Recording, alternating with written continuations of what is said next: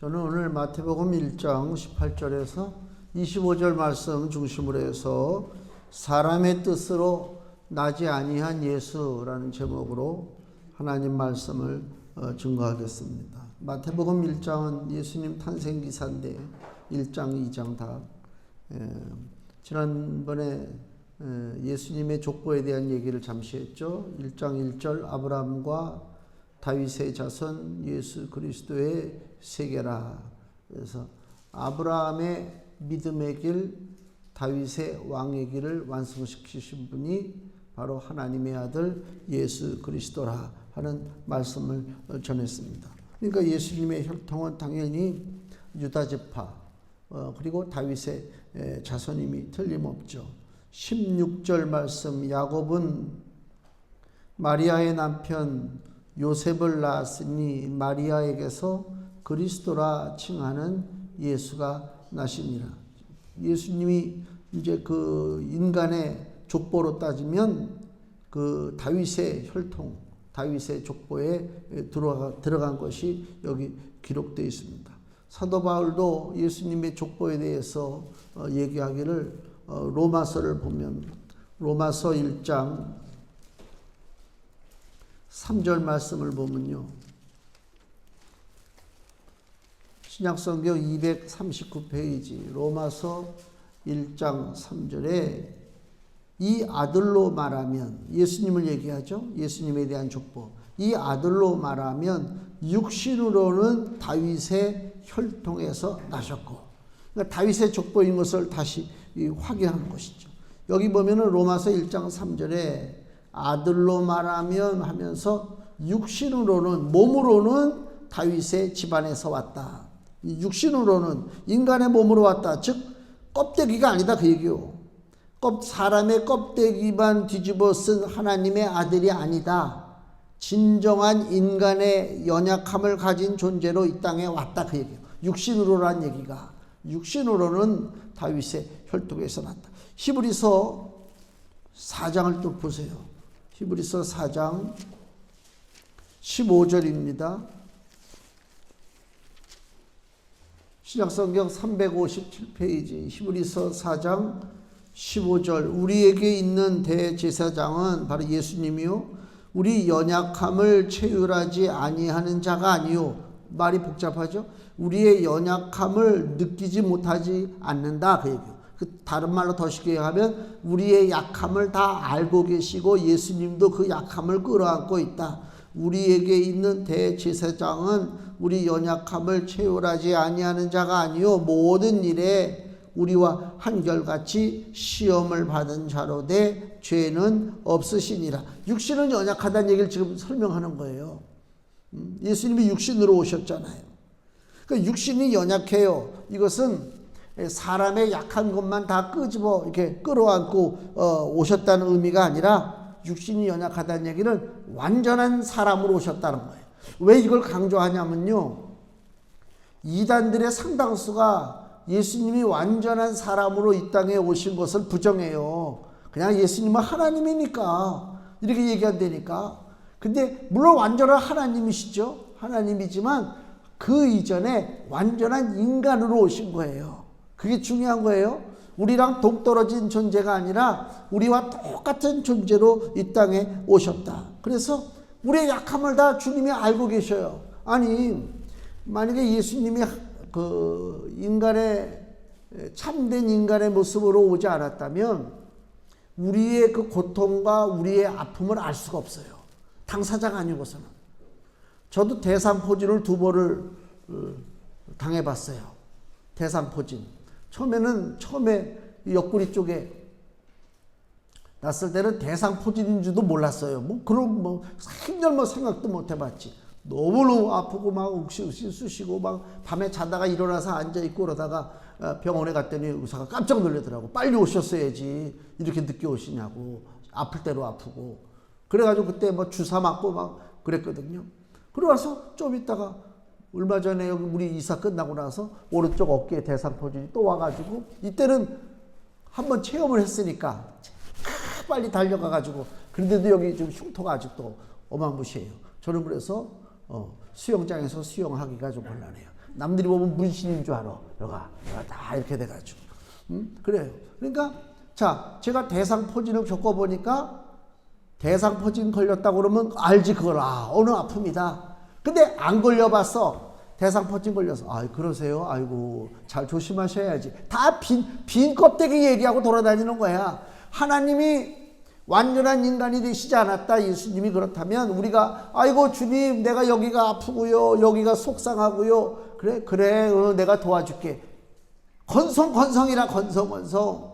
근데 우리 예수님은 우리가 겪은 거를 다 겪으셨어요. 그게 육신의 연약함을 지니고 오셨다는 얘기예요. 육신의 몸을 가지고 오셨다. 그래서 예수님도 슬퍼할 때는 막 눈물을 흘려. 죽은 나사로 무덤 앞에 가서는 눈물을 흘리시잖아요. 예루살렘 바라보시면서 예루살렘이 멸망당할 걸 아시잖아요. 예수님이. 그 멸망당할 걸 아시니까 예수님이 눈물이 막 나고 그러잖아요.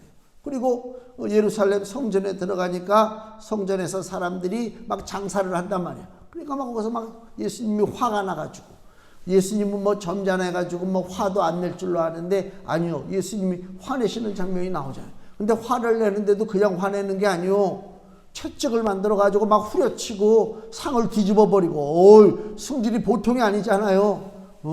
우리가 어디서 그랬어? 막 저런 저런. 근데 예수님이 그랬다니까 막 분노하시고 슬퍼하시고 분노하시고 또 제자들과 같이 배 타고 갈릴리 호수를 건너갈 때 예수님이 너무 피곤하니까 배 뒤에 이렇게 고물이라고 하나 거기 이렇게 머리를 베고 주무시는 장면이 나와요. 너무 피곤하니까 어쩔 수 없지. 그 인간의 연약한 모습을 다 보여주고 계시다. 완전한 인간으로 오셨단 말이에요. 그러면은 예수님이 사람과 다른 것이 있어요. 사람으로 오셨지만 사람과 다른 것이 뭐냐. 다시 우리 로마서 1장 이번에 아까는 3절 읽었죠. 지금 이제 4절 잘 펴놓고 계셔요. 로마서 1장 4절 성결의 영으로는 죽은 가운데서 부활하여 능력으로 하나님의 아들로 인정되셨으니 곧 우리 주 예수 그리스도시니라. 이 말씀 이게 중요한 얘기예요. 자, 예수님이요 3절부터 보면 육신으로는 다윗의 혈통 다윗의 집안에서 오셨고요. 4절에 성결의 영으로 즉 성령으로는 죽은 가운데서 부활했다. 그 얘기예요. 부활. 이게 증거예요. 즉 이게 무슨 얘기냐면 예수님이 사람과 틀린 딱 한 가지가 있어요. 딱 한 가지. 생김새고 모든 게 다 똑같아요. 생각하는 것이나 연약한 것이나 화내는 것이나 똑같아요. 근데 예수님이 우리와 틀린 게 뭐가 있느냐? 죄가 없다. 죄 없는 거 하나. 그게 예수님이 우리와 완전히 차이가 나는 거예요. 그러면은 죄가 없다는 증거가 있어야 될 거 아니에요. 우리는 요새 사람들이 얼마나 뻔뻔해. 그거 다 뻔한 그 죄악이고 거짓말이고 드러날 건데도 불구하고 마지막 순간까지도 나는 죄 없다. 이게 인간 아닙니까? 나는 죄 없다. 나는 죄 없다. 다 그렇잖아요. 다 죄 없다고 그래요. 사람들이 그래요. 기독교는 날마다 죄에 대한 얘기를 해요. 죄 사함을 받아야 된다. 예수의 보혈로 죄 씻음을 받아야 된다. 그래야 우리가 산다. 죄에서 구원받아야 된다. 세상 사람이 생각할 때 아니 교회 다니는 것들은 날마다 무슨 죄 타령을 저렇게 하고 앉아있어. 그러잖아요. 무슨 죄가 그렇게 많어. 교통법규 잘 지키고 남한테 손해 안 끼치고 살면 되는 거지. 뭘 날마다 죄가 많다. 죄가 많다. 그렇게 세상 사람들이 우리를 보잖아요. 그 죄가 도대체 뭐냐 이거 죄가. 로마서 6장 23절에 죄의 열매가 뭐예요? 죄의 삭스 뭐라고요? 사망이요. 다 죽어. 왜 사람이 다 죽어요? 죄 때문에. 죄의 열매 때문에 죽는 거예요. 그래서 인생은 죄악이에요. 뭐 죄가 있다 없다 발버둥 치고 난리 쳐봐야 죽기 때문에 너는 죄가 있구나. 육신은 육신의 법을 따라야 되니까. 근데 예수님은요, 죽은 가운데서, 로마서 1장 4절, 죽은 가운데서 부활하여 그랬어요. 죄와 상관없이 살아갔다. 예수님은. 죄가 없는 증거가 뭐냐? 예수님은 죽지 않았다. 그 얘기예요, 결론적으로. 죄가 있으면 죽었을 터인데 죄가 없기 때문에 예수님은 죽지 않고 살아나셨어요. 이 땅에 온 우주에 죄와 상관없는 존재는 누구냐? 하나님밖에 없어요. 근데 예수님이 죄와 상관이 없어요. 그 말은 뭐라고요? 예수님은 하나님이 되신다 그 얘기요. 예수님 4대 성인이 아니라니까. 소크라테스, 그 다음에 석가모니, 공자, 예수, 4대 성인 중에 하나가 예수다. 그건 니네들 얘기고 다 죽었어. 이 중에서 누가 유일하게 살았다고요? 예수 그리스도만 살았습니다. 살았다는 얘기는 뭐예요? 죄와 상관없다 그 얘기예요. 죄와 상관없다는 얘기 무슨 얘기라고요? 이 땅에 죄와 상관없는 존재는 하나님밖에 없어요. 그래서 곧 예수가 하나님이시다 그 얘기예요. 잘 알아야 될 거 아니에요. 모든 죄에는 합당한 판결이 내려지게 돼 있어요. 다시 히브리서 9장을 보세요. 히브리서 9장 27절. 신약성경 361페이지. 히브리서 9장 27절. 한 번 죽는 것은 사람에게 정하신 것이요. 왜 한 번 죽는 게 우리에게 정한 것입니다? 이거는 변하지 않아요. 한 번 죽는 것은 우리에게 다 운명이요. 다 죄가 있기 때문에. 죄 때문에. 아담이 죄를 짓고 나서 하나님이 뭐라고 해요? 너는 이제 흙으로 졌으니까 뭐로 돌아가라? 흙으로 돌아가라. 이미 창세기 3장에 온 인류를 향해서 하나님이 딱 심판하신 거예요. 정해놓으신 거예요. 이건 벗어날 방법이 없어요. 그러면 예수 믿는 게 뭐야? 우리 죽지 않는다고 그랬는데 하나님이 정해놓으신 흙으로 만들어진 존재는 흙으로 돌아가는 건 정확해요. 그거는 우리가 육신을 가지고 사는 한 누구도 그걸 벗어날 자가 없어요.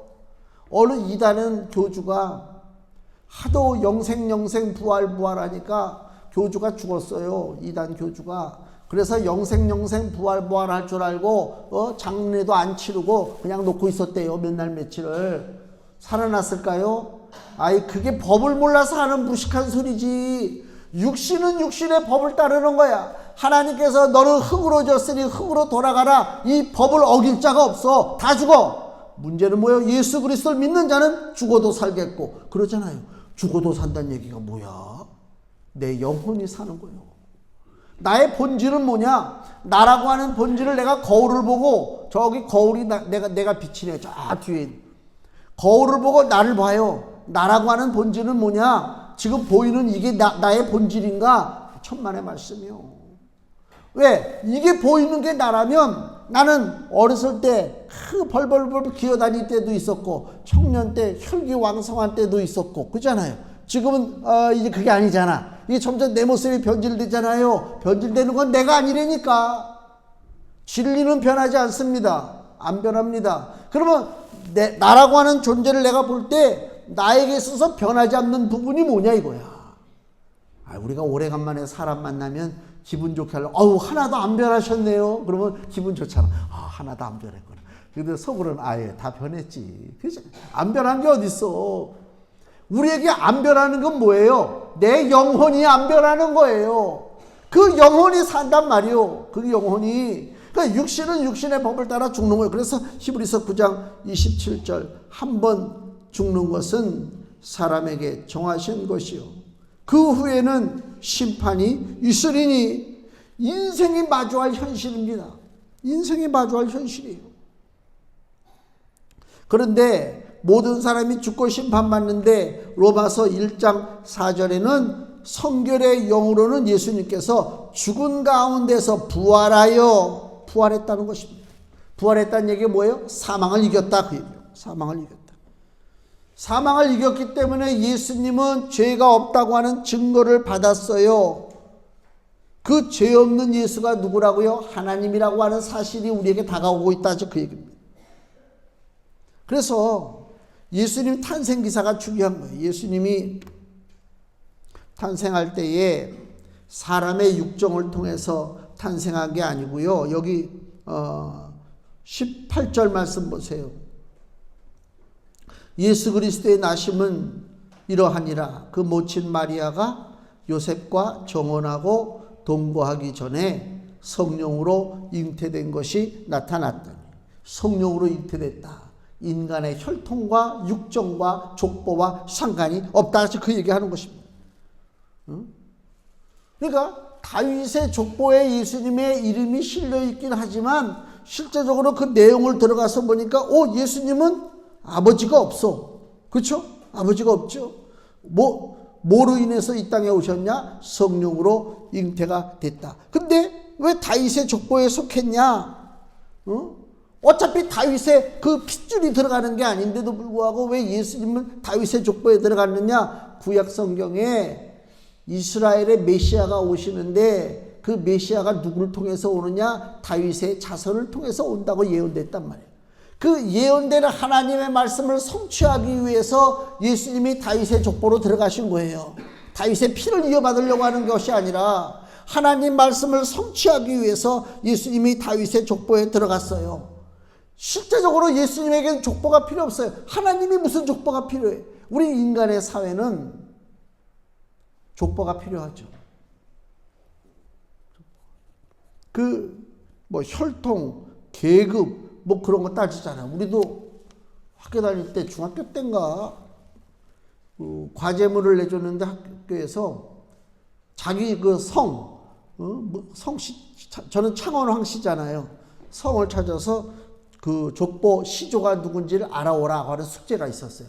야, 이거 내가 무슨 그래가지고 여기저기 뒤지니까 고려시대 때 충렬공파에 누구 해가지고 이름이 나오더라고. 고려시대 때. 그 족보를 따지는 거야. 그럼 고려시대 때, 한 자리를 했대. 그럼 나는 한 자리를 하냐고. 그게 아니잖아. 이거 참 섭섭한 얘기네, 진짜. 족보에 묶여 있으면 안 된다면, 족보에.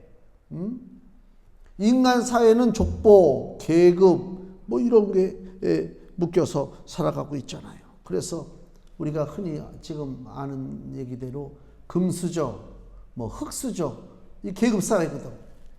태어날 때부터 좋은 집안에서 태어난 금수저냐, 아니면 맨 밑바닥 흙수저냐. 그리고 하다못해 비행기를 타도 돈이 그 사람 위치를 결정하잖아요. 돈 많은 사람은 어디 타? 비즈니스. 구경도 못 해본 비즈니스. 돈 없는 나 같은 사람은 이코노미. 거기는요, 밥그릇도 틀려요. 숟가락도 틀려요. 이거 참 기분 되게 그냥. 그러니까 이 사회가 계급사회라니까, 돈 때문에. 모든 데가 다 그렇잖아요. 그 대우받는 게 틀려요.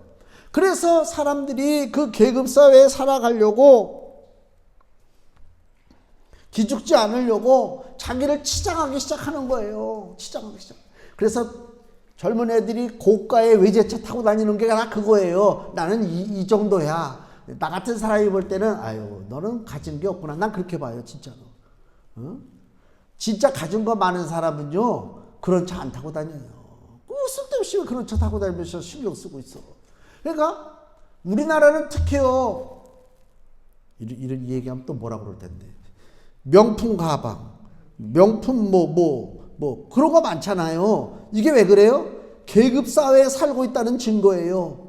나는 누구한테 비교당해서 나는 업신여기기 싫어. 업신여김 받기 싫어. 난 이 정도 수준이야. 그리고 치장한단 말이에요. 그 계급이거든요. 우리 크리스찬은 그거 가면 안 돼. 그까짓 거 아무것도 아니래. 아이고, 자기네들끼리만 아는 상표가 있대요. 나는 몰라. 그래, 니네들끼리 아는 상표 가지고 실컷 돌아다녀. 그게 무슨 인생의 의미가 있냐. 저 깊게 보면요, 아무것도 아니에요. 아무것도 아니에요. 그러니까 우리가 빨리 깨달아야 되는 게, 예수님은 오실 때에 다윗의 족보를 가지고 오셨지만은, 그 다윗의 족보를 가지고 왔다는 것이, 야, 나는 다윗 왕의 족보니까 나도 왕 노릇한다, 그런 뜻이 아니요.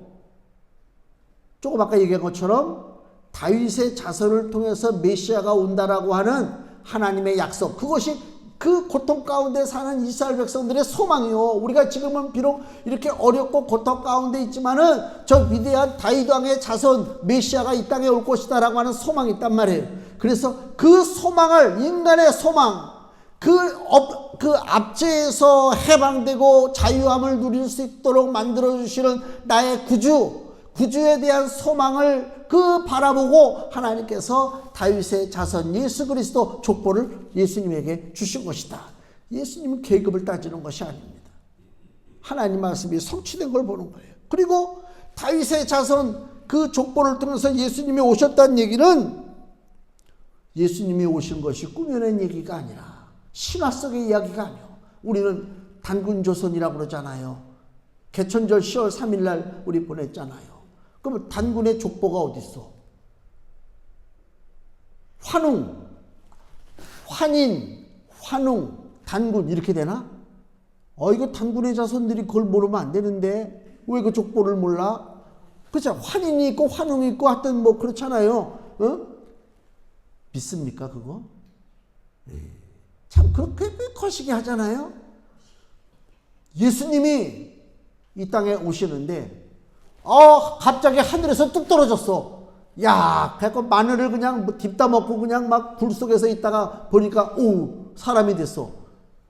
예수님 믿습니까? 그래. 예수님은 역사 속으로 들어오신 거예요. 우리 인간의 역사 속으로 들어오셨어요.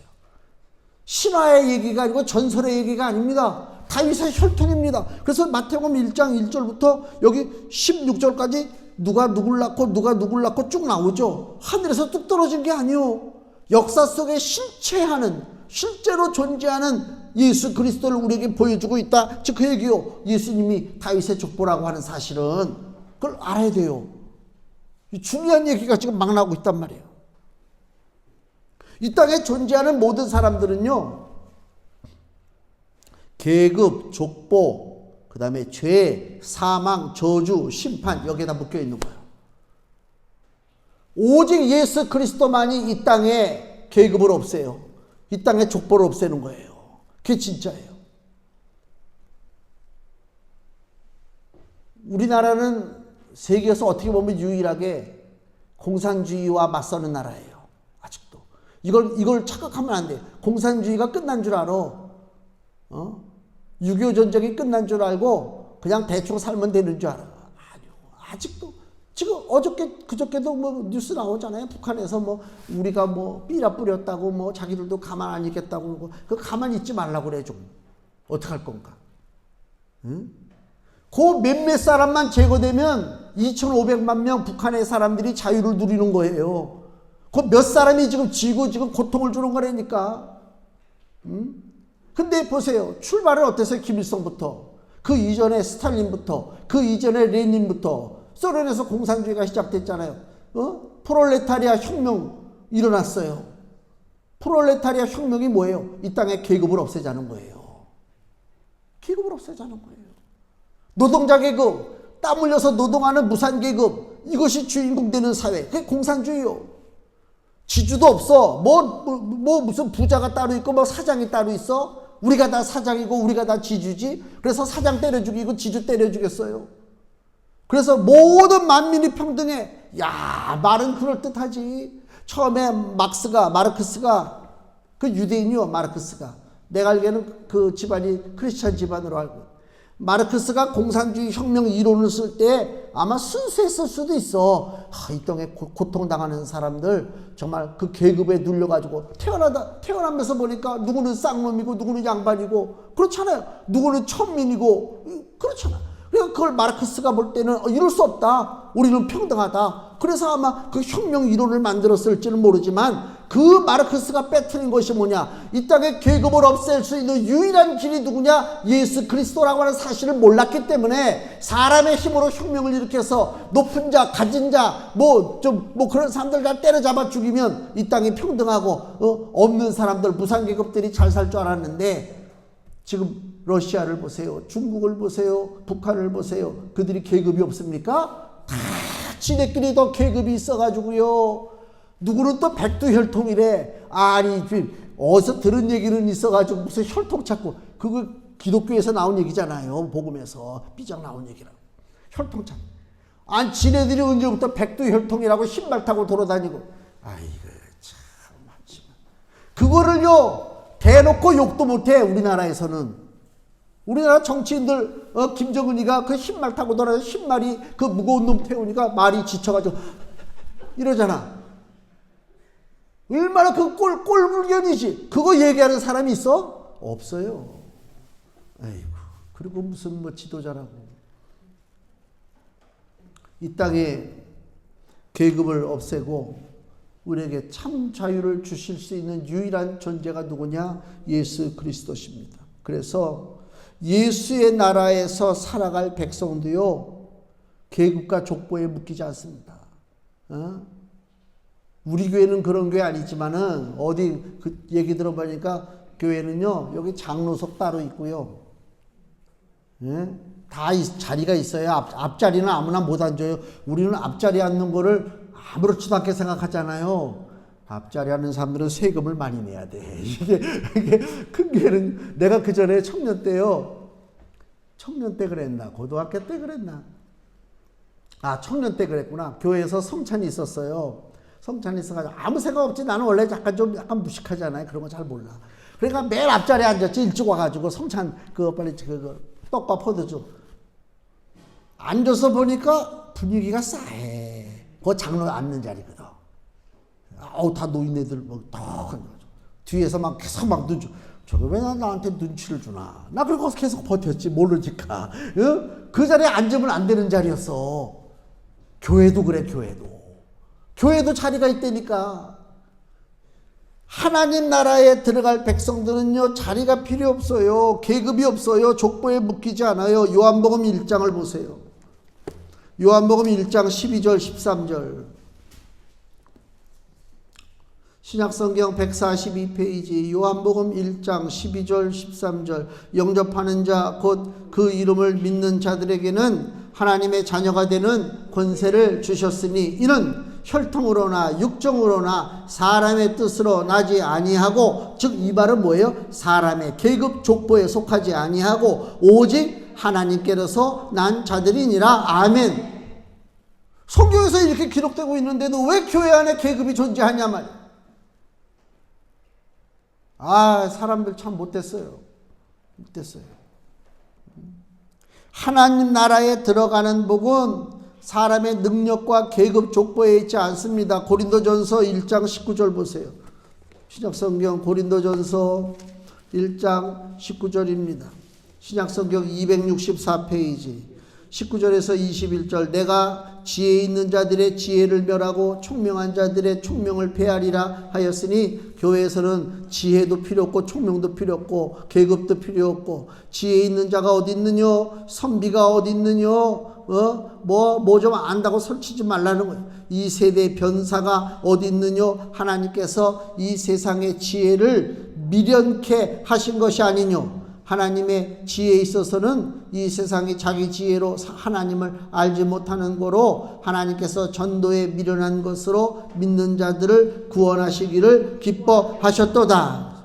또 26절. 형제들아 너희를 부르심을 보라. 육체를 따라 지혜 있는 자가 많지 아니하며 능한 자가 많지 아니하며 문벌 좋은 자가 많지 아니하도다. 쉽게 얘기하면 세상적으로 잘 나가는 사람, 똑똑한 사람, 박사들 별로 없다는 거예요. 박사들이 나쁘다 소리가 아니라 하나님 나라에는 계급이 없으니까 이 사람 저 사람 주께서 부르시면 다 들어온다. 그러나 27절. 하나님께서 세상에 미련한 것들을 택하사 지혜 있는 자들을 부끄럽게 하려 하시고, 세상에 약한 것들을 택하사 강한 것을 부끄럽게 하려 하심에, 하나님께서 세상에 천한 것들과 멸시받는 것들과 없는 것들을 택하사 있는 것들을 폐하려 하시나니, 이는 아무 육체라도 하나님 앞에서 자랑하지 못하게 하려 하심이라. 아멘. 잘난 척하지 말라는 거예요.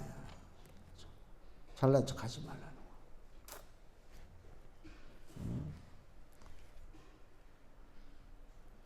잘난 척하는 것이 인간의 속성이요.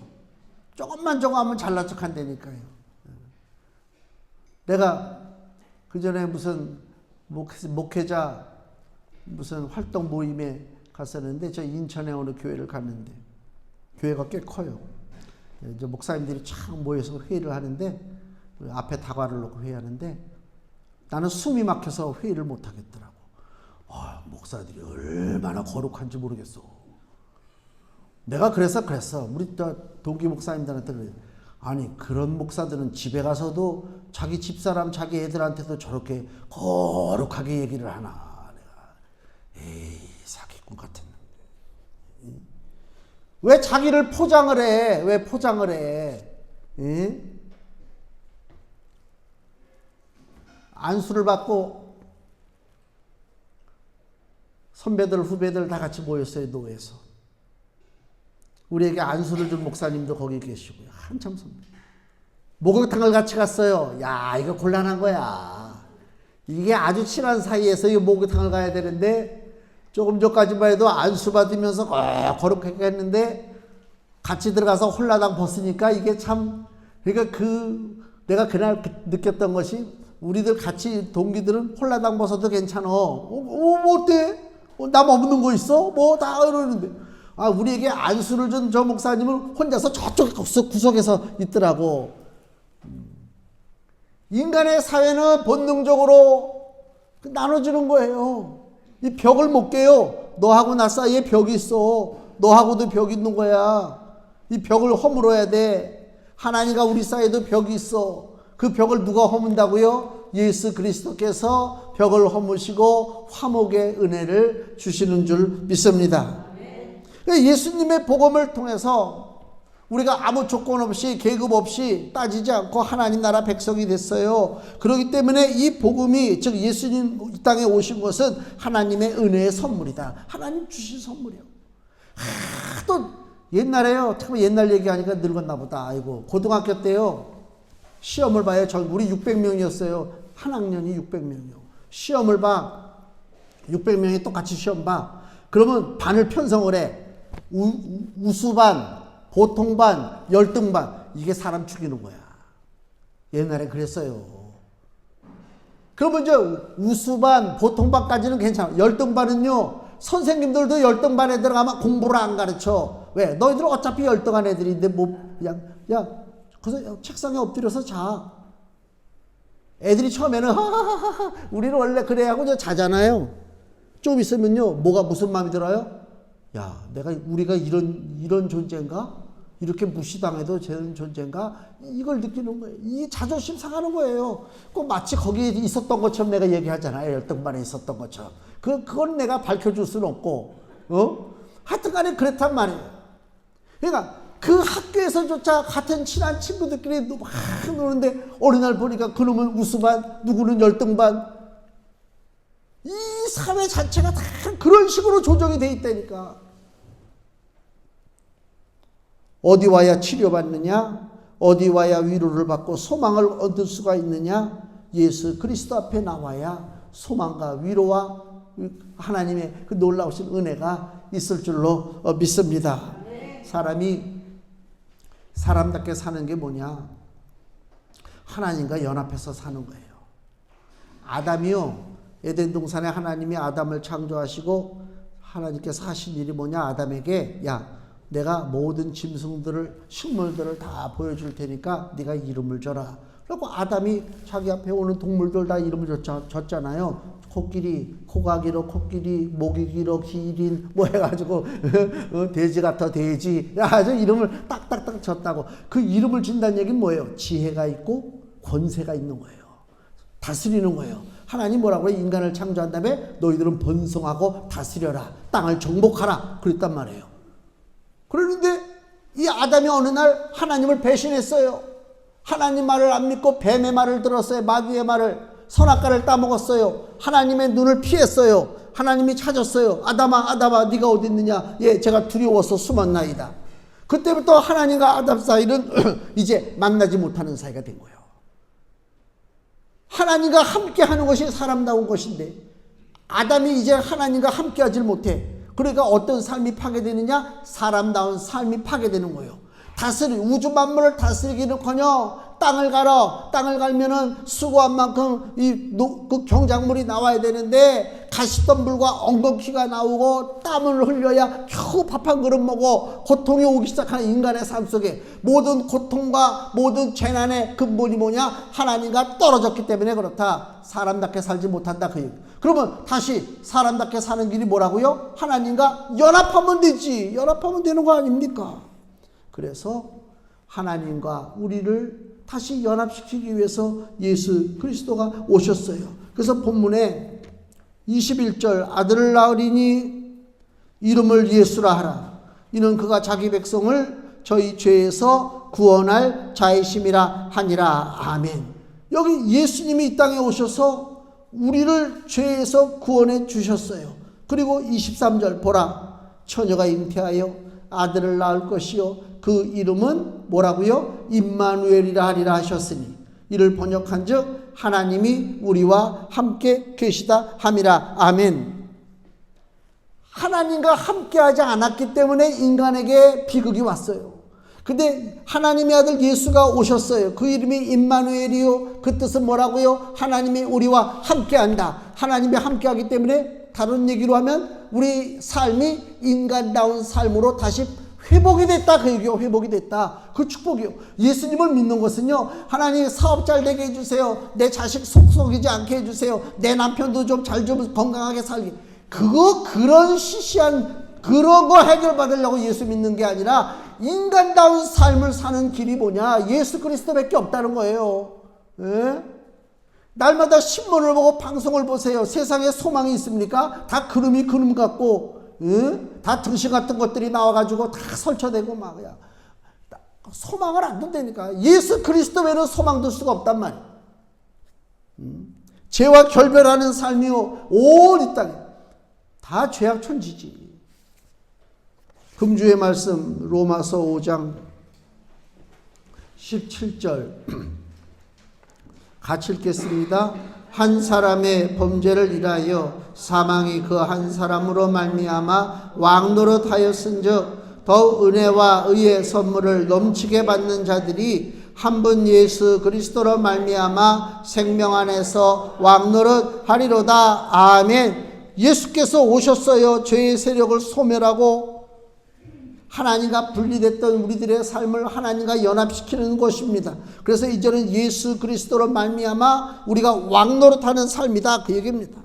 예수님은 사람의 뜻으로 이 땅에 오지 않았습니다. 하나님의 계획 속에서 오셨습니다. 우리가 감사함으로 예수님을 영접하고 믿고 예수님을 바라보고 나간다면은 우리 또한 하나님과 연합하는 것입니다. 하나님과 연합할 때만이 우리에게 진정한 복음의 능력이 생기고 그리스도의 권세가 우리에게 임하는 줄로 믿습니다. 이왕 이 땅에 사는데 우리가 보잘것없이 빌빌대고 그까지 뭐 하찮은 돈, 권력, 무슨 지위 그것만 바라보고 사는 것이 아니라 영접하는 자, 그 이름을 믿는 자들에게 하나님의 자녀가 되는 권세를 주셨다 그랬어요. 아니 하나님의 자녀가 되는 것이 권세라고 성경은 얘기하잖아요. 권세와 능력, 그걸 우리가 가지고 산단 말이에요. 그 권세와 능력을 가지고 세상에서 빛을 발하시는 하나님의 귀한 자녀가 되시기를 예수님의 이름으로 축원을 드립니다. 기도하겠습니다.